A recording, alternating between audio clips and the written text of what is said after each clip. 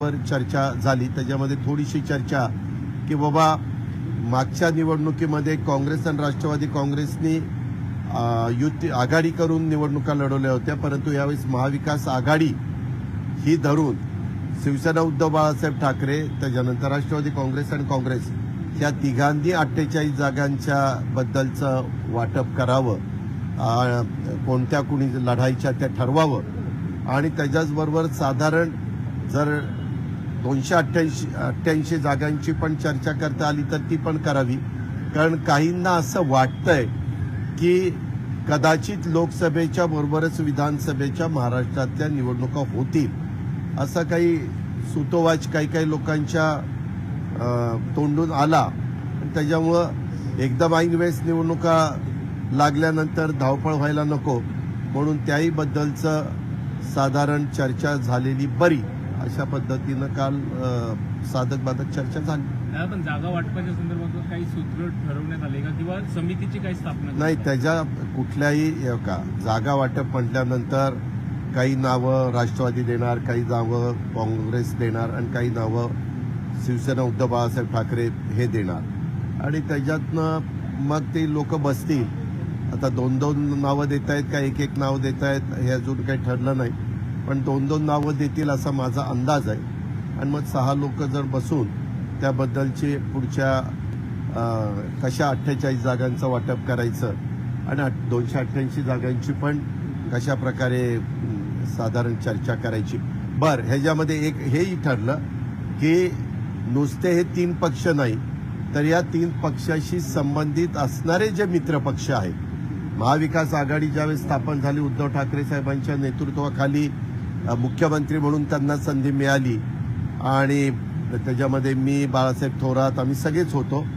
आम्ही लोक काम करत असताना आमच्याबरोबर इतर पण काही राजकीय पक्ष, भले ते राजकीय पक्ष आमदारांच्या संख्येने लहान असतील परंतु त्यांना पण मानणारा काही मतदार आहे, त्यांनाही मानणारा काही वर्ग आहे, तर त्यांनाही बरोबर घ्यावं असं त्याच्यातल्या अनेकांनी आम्हाला सुतोवाच केला होता.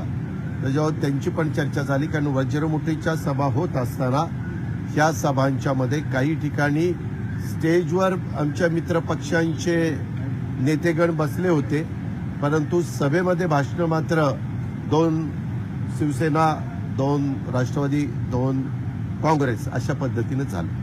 दादा, आज शिवसेनेच्या ठाकरे गटाचे नेते झिरवळकरांना भेटले आणि ज्या पद्धतीनं सुप्रीम कोर्टाने निर्णय दिला आहे तो विधानसभा अध्यक्षांनी लवकरात लवकर शिंदे गटाच्या आमदारांना अपात्र करावं अशी मागणी करण्यात. त्याच्यामध्ये मी पण जरा माहिती घेतली. सध्या आपले विधानसभेचे अध्यक्ष राहुल नार्वेकरजी हे परदेशी दौऱ्यावर असल्यामुळं त्यांना शिवसेनेने ठरवलेलं होतं की त्यांना जे काही त्यांचं म्हणणं द्यायचं आहे ते आजच द्यायचं. ते नसल्यामुळं विधानसभेच्या उपाध्यक्षांच्याकडे त्यांनी दिलंय. विधानसभेच्या उपाध्यक्षांनी बहुतेक पोच दिली असेल आणि राहुल नार्वेकर साहेब आल्यानंतर त्यांच्याकडे ते पोच देतील. राहुल नार्वेकर साहेब ह्याबद्दलचा निर्णय घेतील असं मला वाटतं. शेवटी हा स्पीकरचा, डेप्युटी स्पीकरचा अधिकार आहे, ते दोघं जण त्याबद्दलचं ठरवतील. अकोल्यामध्ये कुठेतरी कायदा परिस्थिती निर्माण झाली आहे. शेगावमध्ये पण असं दिसलंय, नगरमध्ये दिसलंय. या परिस्थितीकडे कशा पद्धतीने बघतात? अलीकडं ह्या ज्या काही घटना घडल्या अकोल्याच्या संदर्भामध्ये मी पण माहिती घेण्याचा प्रयत्न केला.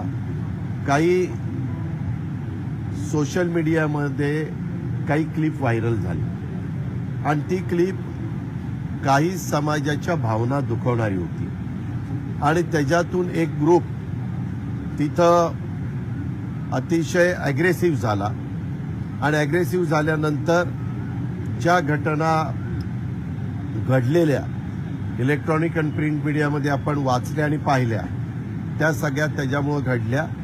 वास्तविक ह्या गोष्टीला राज्य सरकारने आवर घातला पाहिजे. कुणी क्लिप व्हायरल केली ही ताबडतोब त्याची शहानिशा केली पाहिजे. अलीकडं जसं सायबरचे गुन्हे वाढलेले आहेत, क्राईम, तशामध्ये तपास यंत्रणेला पण खूप काही त्यांच्या हातामध्ये बाबी असतात आणि त्यांनी कुणी ही क्लिप पहिल्यांदा व्हायरल केली, त्याच्या मागचा मास्टर माइंड कोण होता, काय त्याचा उद्देश होता, त्या सगळ्या खोलामध्ये तातडीनं गेलं पाहिजे. हे एका ठिकाणी झालंय, उद्याच्याला ते दुसरीकडे पसरायला वेळ लागणार नाही. काही शहरांच्या मध्ये थोडंसं वातावरण तंग आहे असंही ऐकायला मिळत आहे. आपल्या महाराष्ट्रामध्ये कायदा सुव्यवस्था चांगली राखण्याचं काम शेवटी राज्य सरकारचं आणि राज्य सरकारच्या हातामध्ये असणाऱ्या पोलीस यंत्रणेचं असतं. पोलीस यंत्रणेमध्ये राजकीय हस्तक्षेप न होता त्यांना या अशा प्रकारच्या चौकशा करण्याच्या करता पूर्णपणे मुभा दिली तर पोलीस यंत्रणा चांगल्या प्रकारचं काम करू शकते. हा पाठीमागचा अनुभव आहे. आता पुरंदरमध्ये अशोक टेकोडे यांनी आता भाजपमध्ये प्रवेश केला आहे की काही तुमच्याच पक्षाकडून ते आमदार झालेले होते. कुठेतरी त्या कार्यकर्त्याला मीच तयार केलेला होता. त्याला मी पुणे जिल्हा कृषी उत्पन्न पुणे जिल्हा मध्यवर्ती सहकारी बँकेमध्ये डायरेक्टर केलं होतं, चेअरमन केलेलं होतं. त्याच्यानंतर आमदारकीचं तिकीट दिलं. दादा जाधवरावांचं तिथं वर्चस्व होतं, तरी देखील त्या निवडणुकीमध्ये त्यांना आम्ही निवडून आणलं. त्यांनी काम पण केलं. त्याच्यानंतरच्या काळामध्ये तिथं स्थानिक काही आमच्या पक्षांतर्गत त्यांच्या काही लोकांशी जमत नव्हतं. मी अशोकराव टेकोड्यांशी पण चर्चा केली. मी ज्यांचं जमत नव्हतं त्यांच्याशी पण चर्चा केली. मी मार्ग काढण्याचा प्रयत्न केला. परंतु मी आपल्याला सांगतो की एखाद्याने मनाचा पक्का निश्चय केला असेल, कारण आज सकाळपासून माझ्या पक्षाचे प्रदीप गारटकर पुणे जिल्ह्याचे अध्यक्ष हे पण राष्ट्रवादी काँग्रेस पक्षाचे त्यांच्या घरी जाऊन बसले होते. परंतु त्यांनी सांगितलं की मी आणि माझ्या मुलांनी पक्का निर्णय घेतलेला आहे. वास्तविक त्यांना समाजामध्ये मान सन्मान प्रतिष्ठा, त्यांचे वडील अतिशय कट्टर पवार साहेबांचे कार्यकर्ते होते. जवळ अर्जुन म्हणून तिथं गाव आहे त्या भागातले ते होते. आणि त्याच्यानंतर मी पण अशोकरावांना मी राजकीय जीवनात आल्या 91 साली तिथं खासदार झालो अतिशय तरुण वयात. त्याही वेळेस मी त्यांना नेहमी जवळ केलं. माझ्या परीनं पक्षाच्या माध्यमातून जी काही ताकद देता येतील, शक्ती देता येतील ती द्यायचा प्रयत्न केला. पण स्थानिक काही वाद झाल्यावर आम्ही प्रयत्न करत असतो. दुर्दैवाने त्याच्यातनं मार्ग आम्हाला काढता आला नाही आणि म्हणून त्यांनी ही टोकाची भूमिका घेतली. त्याला वेगळी पण अजून काही कारणं आहेत. ती कारणं तुम्ही त्यांनाच विचारली तर जास्त बरं होईल. कारण मध्ये त्यांच्याकडं ITची धाड पडलेली होती, तेव्हा काही कागदपत्र तिथं मिळाली असंही कानावर मला प्रदीप गारटकरांनी सांगितलं आज मगाशी. आणि त्याच्यामुळं पण काही घडलंय असं ऐकायला मिळतं. बाबा एकाने विचारलं एवढं अंगावर काय येतात.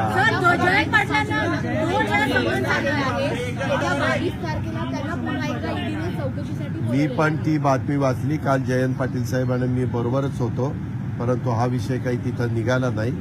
त्यांनी काढला नाही, मी विचारला नाही, कारण या बाकीच्या गोष्टी चाललेल्या होत्या. परंतु आज माझी जयंतराव पाटलांच्या बरोबर 5 वाजता एक मीटिंग आहे, त्यावेळेस मी त्याबद्दलची माहिती त्यांच्याकडे.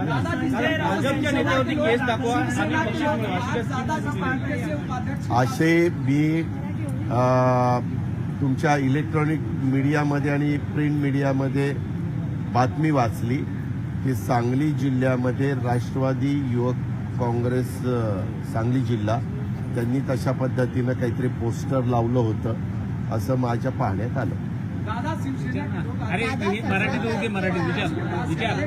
परमवीर सिंग यांना क्लीन चिट दिलेली आहे. कोणाला? मुंबईचे माजी पोलीस आयुक्त परमवीर. त्याच्याबद्दल राज्याचे गृहमंत्र्यांनी सांगितलं की त्यांना कॅगनी का कुणी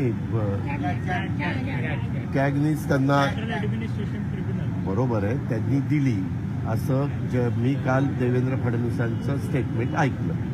आता त्यांनी काय केलं, ज्या एजन्सीनी त्यांना क्लीन चिट दिली त्याच्यामुळे आम्ही त्यांना क्लीन चिट देतोय असं स्टेटमेंट राज्याच्या उपमुख्यमंत्र्यांनी केलेलं माझ्या पाहण्यात आलेलं आहे. दादा, कर्नाटकच्या निकालानंतर आता राष्ट्रीय अध्यक्ष भाजपचे हे मुंबई दौऱ्यावर असणार आहेत. 17 आणि 18 तारखेला स्वतः JP नड्डा हे मुंबई नाही हो का, त्यांचा तो दौरा पहिलाच ठरलेला होता. मी पण पाहिलं त्यांची काहीतरी कार्यकारिणी 18 तारखेला पुण्याला बालगंधर्वला आहे. आता 18 तारखेला पुण्याला बालगंधर्वला असताना अशा प्रकारची बातमी पण आहे की त्याला राष्ट्रीय अध्यक्ष पण हजर राहण्याची शक्यता नाकारता येत नाही. कदाचित त्या मिटिंगच्या करता त्यांचा पहिलाच पूर्वनियोजित कार्यक्रम आहे. 17 तारखेला मुंबईत असणार आहेत आणि 18 मुंबईत असणार आहेत. मुंबई ते महानगरपालिकेच्या अहो, उद्याच्याला एखाद्या राष्ट्रीय पक्षाच्या राष्ट्रीय अध्यक्षांनी कुठल्या शहरात जावं आणि काय प्रोग्राम घ्यावा हा ते सर्वस्वी हे त्यांचा दादा, अधिकार आहे. कर्नाटकच्या निवडणुकीनंतर स्थानिक स्वराज्य संस्थांच्या निवडणुका आता पुढच्या वर्षी जाऊ शकतात, कारण उद्धव ठाकरेंबाबतची सहानुभूतीची लाट अजूनही आहे, अशी चर्चा आता सुरू झाली आहे. ज्यावेळेस निवडणुका घेतील त्यावेळेस आमची निवडणुकीला जाण्याची तयारी आहे. आता मध्यवर्ती निवडणुका लागण्याची शक्यता वाटते का? कारण की जर आमदारांना डिस्क्वालिफिकेशन केलं, काय? आमदारांना अपात्र केलं, तर अशा परिस्थितीमध्ये एक मध्यवर्ती निवडणुका लागू शकतात अशी चर्चा सुरू आहे. कारण की 90 दिवसामध्ये अशी चर्चा सुरू झालेली माझ्याही कानावर आलेली आहे, परंतु माझं स्वतःचं स्पष्ट मत आहे 288 पैकी यदा कदाचित 16चा काही वेगळा निकाल लागला, वेगळा निकाल लागणारच नाही पण लागला तरी देखील बहुमतावर कुठलाही परिणाम होत नाही. 288 मधनं 16 गेले तरी देखील त्यांचे 272 राहत आहेत आणि 272 मध्ये त्यांना बहुमत क्लिअर आहे. त्यामुळे त्याचा फार काही परिणाम होईल असं आत्ता तरी दिसत नाही. राहुल नार्वेकर जे आहेत अध्यक्ष बनवलेले आहेत आणि व्हीप कोर्टाने सुनील प्रभू यांचं लावलेलं आहे. अशा परिस्थितीत काय राहुल नार्वेकर यांची नियुक्ती ज्यावेळेस झाली त्यावेळेस सुप्रीम कोर्टाच्या म्हणण्यानुसार सुनील प्रभू हे व्हीप होते. त्यामुळे एक प्रश्न शिंदे गटाकडून ठाकरे गटाकडून उपस्थित केला जातो की राहुल नार्वेकर यांची नियुक्तीच अवैध ठरते. हा नवीन मुद्दा पुढे आलेला आहे.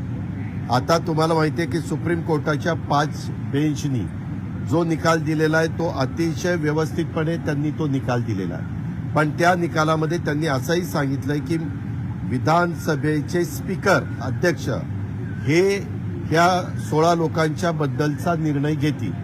कारण आजपर्यंत आपल्या राज्यामध्ये पण जेव्हा जेव्हा घटना घडल्यात अशा प्रकारच्या त्यावेळेस विधानसभेच्या अध्यक्षांनीच ह्यांना डिस्क्वालिफाय करण्याचा निर्णय घेतलेला होता. ज्यांनी जे काही हे आहे कायदा आहे पक्षांतर बदलीच्या बद्दलचा त्या पक्षांतर बदली कायद्याचा भंग केल्यानंतर अरुणभाई गुजराती एकेकाळी 99 ते 2004 साली विधानसभेचे स्पीकर असताना त्यांच्यापुढं अशीच एक मॅटर आलेली होती आणि त्यावेळेस त्यांनी तशा प्रकारे कार्यवाही केली होती. कारण पक्षांतर बंदी कायद्याचा त्या 6 लोकांनी भंग केला. दादा हिंदी में जानना चाहेंगे महाविकास आघाड़ी की कल अरे एक मिनिट उनको पूछने दो ना बाबा. शिवसेना के लोग विधानसभा उपाध्यक्ष को मिलकर 16 लोगों पर जल्दी फैसला लेने का जो मामला लेकर आए हैं, कैसे देखते हैं जबकि अध्यक्ष कुछ देर में नहीं आज क्या हुआ वो स्पीकर को मिलने के लिए ही आने वाले थे लेकिन यहाँ के स्पीकर कुछ इंग्लैंड या लंदन के टूर पे गए हैं तो अब्रॉड गए हैं बाहर गए हैं तो परदेश दौरे के ऊपर वो दौरे पे चले गए हैं. इसीलिए उनको आज ही जो उनका कहना है यानी शिवसेना उद्धव बाळासाहेब ठाकरे ग्रुप का वो आज ही उनको सबमिट करना था. तो आज स्पीकर नहीं है इसीलिए उन्होंने डिप्टी स्पीकर के पास दिया है. उसके बारे में डिप्टी स्पीकर ने उनको बताया कि 2-3 दिन में स्पीकर आएंगे. मैं स्पीकर के पास आपका जो भी प्रस्ताव है वो भेज दूंगा उनके हाथ में दूंगा और उसके बारे में स्पीकर डिसीजन लेंगे. महाविकास आघाड़ी कर्नाटक चुनाव में जिस तरीके से हार हुई है बीजेपी की, कल महाविकास आघाड़ी की बैठक हुई उसमें तय हुआ पुणे में कर्नाटक के मुख्यमंत्री को भी बुलाया जाएगा ताकि बीजेपी को और पीछे किया जा सके महाराष्ट्र. नहीं कल वहाँ बात करते वक्त वहाँ एनसीपी के कांग्रेस के और शिवसेना उद्धव बाळासाहेब ठाकरे के सभी वरिष्ठ नेता वहाँ बैठे थे. तब एक ऐसा प्रस्ताव आया कि कर्नाटक में जो अभी चीफ मिनिस्टर बनने वाला है कांग्रेस पार्टी का वो चीफ मिनिस्टर बनने के बाद जो वज्रमुठ की सभा अपने महाराष्ट्र में हो रही थी, एक छत्रपति संभाजीनगर में हुई, एक बीकेसी मुंबई में हुई, एक नागपुर में हुई, बाकी के बाकी है नासिक, कोल्हापुर, पूना ऐसे कुछ जगह की बाकी है. तो वो सभा जब लेंगे तब वहाँ के चीफ मिनिस्टर को भी हम बुलाएंगे और उनका भी सत्कार करेंगे ऐसा वहाँ चर्चा हुई. आपने ये भी कहा कि आने वाली विधानसभा प्राइमरी चर्चा शुरू हो गई है आपके पार्टी का सीट बंटवारों को लेकर के.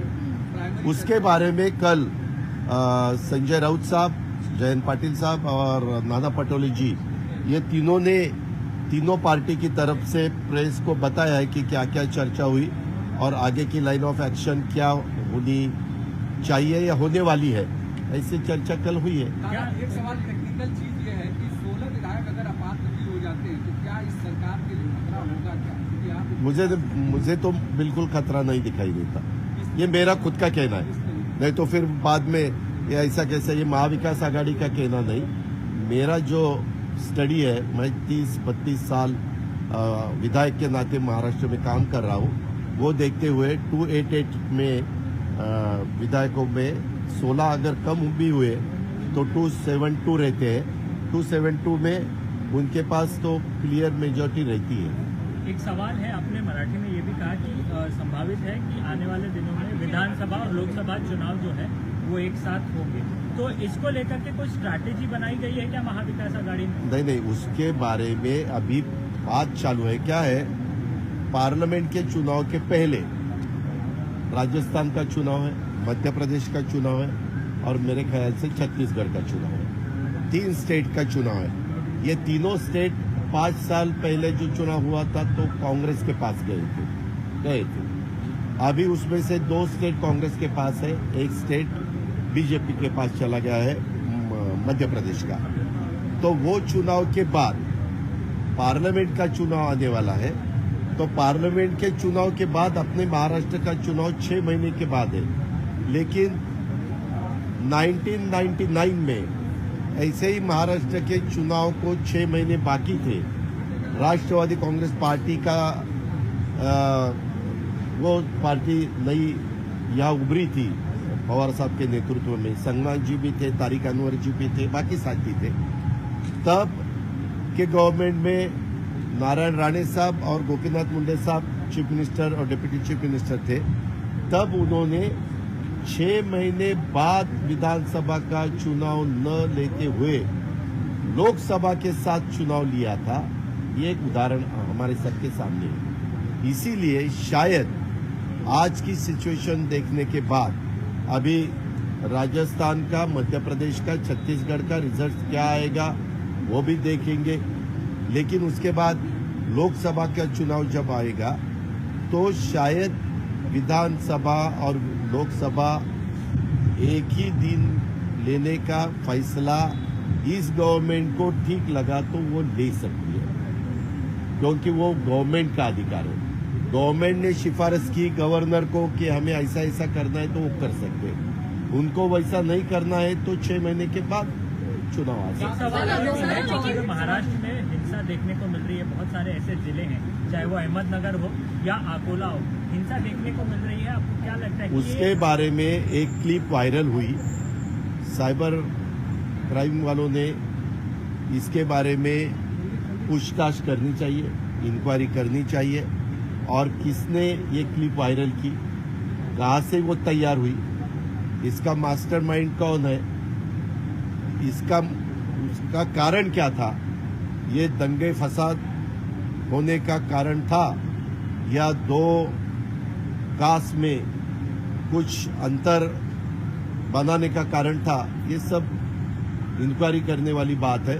और ये तुरंत गवर्नमेंट ऑफ महाराष्ट्र ने और उनके होम मिनिस्ट्री ने, उनके पुलिस विभाग ने करनी चाहिए। उसमें पॉलिटिकल इंटरफेयर बिल्कुल नहीं होना चाहिए। और क्या सही है, क्या गलत है, गलत किया तो किसने किया, उसका कारण क्या है, और क्या सामने रखकर उन्होंने ये गलत किया है, ये सब लोगों के सामने आना चाहिए।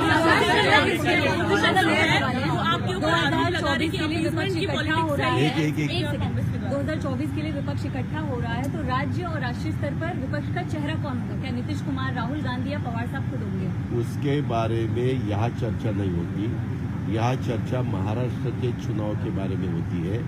आपने जो सवाल पूछा है वो भारत देश जो है उनके स्तर के वाला सवाल है, उसमें दिल्ली में चर्चा हो सकती है, राष्ट्रीय स्तर पे चर्चा हो सकती है, उसके बारे में मैं कुछ कह नहीं सकता। स्टेट के बारे में कुछ हो तो आप मुझे पूछो, लेकिन इसका जवाब नेशनल लीडर लोग ही दे सकते हैं। जिस तरह के धक्के हो रहे हैं, सवाल है समीर वानखेड़े की जो भूमिका है वो कहीं ना कहीं अब शक के घेरे में सीबीआई ने एफआईआर रजिस्टर कर लिया है, करप्शन के चार्जेस हैं। एक वक्त में उन्होंने नवाब मलिक के दामाद को अरेस्ट किया था, शाहरुख खान के बेटे को अरेस्ट किया था। अभी उनके खिलाफ इंक्वायरी चालू है। इंक्वायरी खत्म होने के बाद सब कुछ आगे आज आएगा कि क्या गलत था, क्या सही था, किसका स्टेटमेंट ठीक था, किसका स्टेटमेंट गलत था, वो सब सामने आएगा। आपने उनको बहुत बदनाम किया था उस दौर में। किया था ना, जब उनके हाथ में कुछ रहता है तो बदनाम लोग करते ही है, ये ऐसा ही चलता है। लेकिन बाद में पता चलता है 6 महीने के बाद, साल के बाद, 2 साल के बाद, 30 साल के बाद। लेकिन बदनामी तो जो होनी है वो हो ही जाती है। दादा, महाराष्ट्र में जो चुनाव को लेकर के महाविकास आघाड़ी के जो सर्वे चल रहा है उसमें अगर सीटों की अदला बदली की नौबत आती है, कोई सीट पर कोई दूसरा क्लेम करता है, तो इस पर भी किस तरीके का विचार होगा? उसके बारे में कल प्राथमिक चर्चा हुई। वो चर्चा होने के बाद दो एनसीपी की तरफ से, कांग्रेस की तरफ से और शिवसेना की तरफ से लोग बैठेंगे। 6 लोग बैठकर उसके बारे में चर्चा करेंगे। और ये चर्चा करते वक्त जिसके पास इलेक्टिव मेरिट वाला कैंडिडेट रहेगा तो एक कुछ सीट के लिए थोड़ा बहुत चेंजेस तो हो सकता है। लेकिन समझो एनसीपी की एक सीट शिवसेना को देने का तय हुआ तो शिवसेना की तरफ से एक सीट एनसीपी को देना पड़ेगा। ऐसे ये चर्चे वाली बात है। बाद में से उसमें रास्ता निकल सकता है। सीटिंग को लेकर बदलने की प्लानिंग तो नहीं हो सकती? जैसे सीटिंग क्या सीटिंग कोई एमएलए है, एमपी है, उसको अगर वहाँ दूसरी पार्टी क्लेम करे तो उस पर नहीं, उसके बारे में कुछ भी चर्चा नहीं हुई। जब ये 6 लोग बैठेंगे वो उसके बारे में चर्चा करेंगे। उनके स्तर पे डिसीजन हुआ तो बहुत अच्छा है, उनके स्तर पे डिसीजन नहीं हुआ तो ऊपर वाले फाइनल अथॉरिटी वाले उसके डिसीजन लेंगे। कर्नाटक में जिस प्रकार बदलाव नजर आया वही फॉर्मूला महाराष्ट्र में अपनाने की कोशिश महाविकास आघाड़ी की किस प्रकार? नहीं, कल महाराष्ट्र महाविकास आघाड़ी की बैठक हुई, उसके बारे में चर्चा हुई। आगे जब जाएंगे तब सब मिलके जाना चाहिए। लोकल बॉडीज के चुनाव हो या विधानसभा के चुनाव हो या लोकसभा के चुनाव हो, ऐसे बात हुई। लेकिन वो प्राथमिक बात थी, पहले स्तर की बात थी। और आगे तो बहुत कुछ बातें होने वाली है। उसके बारे में कल तो उद्धव ठाकरे साहब भी वहाँ थे, हमारे पार्टी के पवार साहब और जयंत पाटिल में हम सब भी थे, और कांग्रेस के भी सभी लीडर थे, यदि नाना पटोले, अशोक चौहान, बाला साहेब थोरात, भाई जगताप, नसीम खान, ऐसे सब लीडर वहाँ पर। और सबके मन में यही था सब मिलके ठीक तरह से वोटर्स के सामने जाना चाहिए, लोगों के सामने जाना चाहिए, और उसमें अपने में बिल्कुल मतभेद नहीं होनी चाहिए। सुधीर मुनगंटीवार इन्होंने कहा है कि सुबह की जो शपथ विधि हुई थी वो उद्धव ठाकरे को सबक सिखाने के लिए हुई थी। उसके बारे में नो कमेंट्स। महाराष्ट्र में जो वायलेंस हो रहा है, अपोजिशन ये आरोप लगा रहे हैं कि अपीसमेंट पॉलिटिक्स है और ये कहीं ना कहीं एनसीपी और कांग्रेस की ओर से। मेरा ये कहना है सेंट्रल की सभी एजेंसीज उनके हाथ में है, रूलिंग पार्टी के हाथ में, स्टेट की सभी एजेंसीज उनके हाथ में है। तो दोनों सेंट्रल और स्टेट की एजेंसी को पता हो कि इसकी इंक्वायरी करो, और इंक्वायरी पॉलिटिकल हस्तक्षेप बिल्कुल नहीं होना चाहिए, इंटरफेयर बिल्कुल नहीं होना चाहिए। और ये न होते हुए इंक्वायरी जब हो जाएगी तब सच बाहर निकलेगा कि किसका है, कौन किसकी गलती है।